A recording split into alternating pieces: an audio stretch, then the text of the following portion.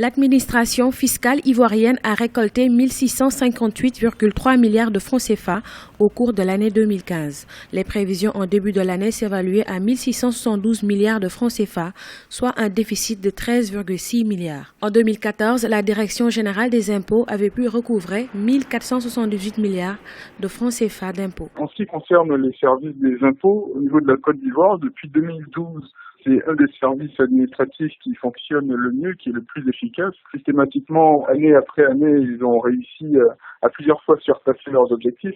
C'est vrai qu'il y a eu un petit remous sur la fin de l'année 2015, mais ça, je ne pense pas que l'efficacité administrative de ce service-là en question, pour cette raison-là, pourrait être remise en cause. Pour l'année 2016, le gouvernement ivoirien s'est fixé pour objectif d'atteindre 1896,5 milliards de francs CFA de recettes. Pour les experts, les autorités devraient réexaminer la question du déficit public qui n'a pas encore atteint des proportions inquiétantes. Je pense qu'il y a quand même toujours des améliorations à faire, notamment sur les outils techniques qui permettent de recouvrer de plus en plus efficacement l'impôt au niveau de la Côte d'Ivoire.